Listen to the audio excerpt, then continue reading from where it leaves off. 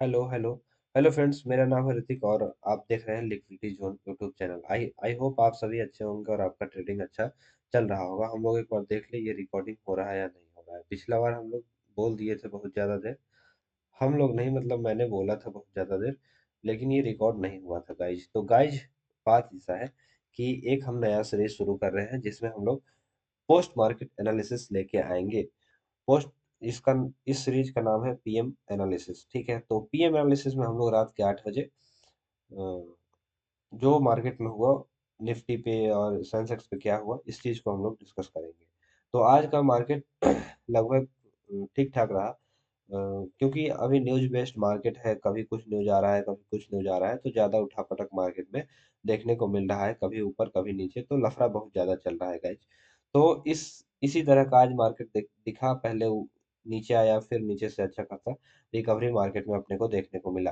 तो हम लोग क्या करेंगे कि अभी इस वीडियो में अच्छे तरीके से एनालिसिस करेंगे कि आखिर किस तरह से आज ट्रेड बना था। तो अपना जो है कि स्ट्रेटजी क्या है कि हम लोग कोई स्ट्रेटजी पे काम नहीं करते हैं, प्राइजेक्शन बेस्ड काम करते हैं। और प्राइजेक्शन में क्या होता है कि हमें मल्टीपल टाइम फ्रेम, यानी कि बड़ा टाइम फ्रेम और छोटा टाइम फ्रेम पे एनालिसिस करके एक अच्छा खासा ट्रेड निकालना पड़ता है। तो इसमें हम लोग क्या देखते हैं कि जब मार्केट खुला तो हमने पहले आवरली, 1 आवर का जो टाइम फ्रेम है उस पे हम लोग सपोर्ट एंड रेजिस्टेंस आइडेंटिफाई करने का कोशिश करते हैं। तो अपने को रेजिस्टेंस तो मिल जाता है। रेजिस्टेंस इसलिए मिल जाता है कि कंटिन्यू मार्केट गिरता हुआ आ रहा है, तो उसके जिसके कारण ये 25,361 का एक रेजिस्टेंस मिलता है। फिर ऊपर में आए तो लगभग ये 25,450 का एक रेजिस्टेंस अपने को देखने को मिलता है।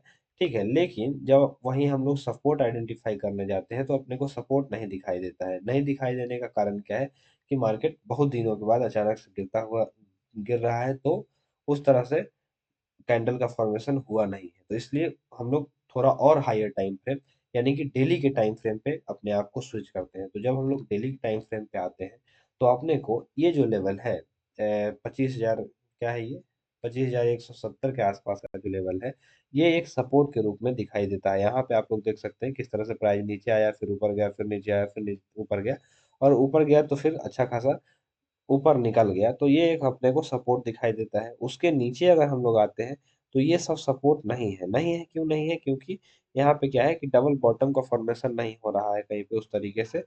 तो इसलिए इसको हम लोग कंसीडर कर सकते हैं, लेकिन उतना अच्छा स्ट्रॉन्ग सपोर्ट नहीं था।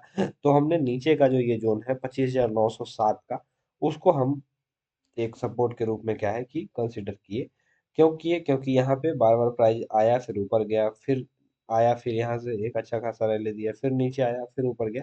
तो ये क्या है कि एक अच्छा खासा सपोर्ट अपने को 24,907 के आसपास अपने को दिखाई दे रहा था। इसलिए हम लोग इसको एक सपोर्ट मान सकते हैं। उसके बाद हम लोग लोअर टाइम फ्रेम, यानी 15 मिनट और 5 मिनट के टाइम फ्रेम पे आते हैं।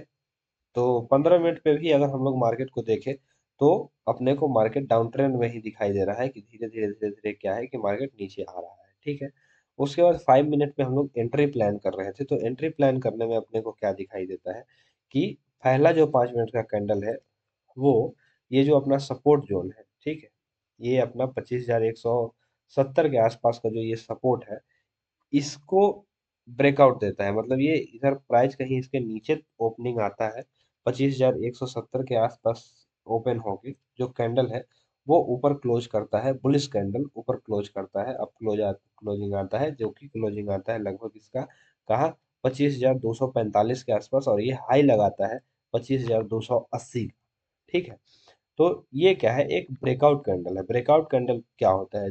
वो एक ऐसा कैंडल होता है जो एक लेवल के बीचों बीच फॉर्म होता है, या फिर लेवल के ऊपर फॉर्म होता है, या लेवल के नीचे फॉर्म होता है। ठीक है, तो इसको हम लोग ब्रेकआउट कैंडल कहते हैं। यहाँ से हाई प्रोबेबिलिटी ये होता है कि इस कैंडल का अगर हाई ट्रेड हो जाएगा तो मार्केट ऊपर चला जाएगा, और इस कैंडल का अगर लो ट्रेड हो जाएगा तो हाई प्रोबेबिलिटी है कि मार्केट क्या है कि नीचे चला जाएगा। तो हम लोग तब तक वेट किए जब तक इस कैंडल का हाई या लो ट्रेड नहीं हो गया। क्यों वेट किए? क्योंकि ये एक ब्रेकआउट कैंडल था, और ब्रेकआउट कैंडल का जब तक हाई ट्रेड नहीं होगा तब तक हम लोग बुलिश ट्रेड नहीं ले सकते हैं। और तो जैसा कि आप लोग देख सकते हैं, धीरे धीरे मार्केट आगे बढ़ा, और क्या है कि अपना क्या है, 10 बज के 45, 10 बज के 15 मिनट या 30 मिनट, 15 मिनट के आसपास इसका लो ट्रेड होता है। तो जो जब लो ट्रेड होता है उसी समय हम लोग क्या करते हैं, एक डाउन साइड का ट्रेड लेते हैं, जो कि अपना ट्रेड बना 10:20 के आसपास, पुट साइड का, डाउन साइड का,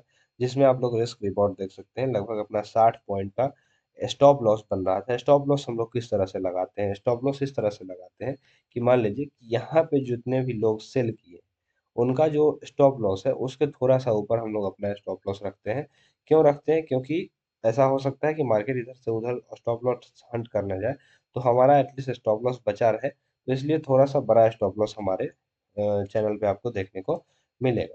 तो ये क्या है, स्टॉप लॉस था, उसके अगेंस्ट अपने को लगभग 211 पॉइंट का फॉल, यानी कि लगभग कितना, ये 1:3 या 3.5 का रिस्क रिवॉर्ड रेशियो अपने को देखने को मिला।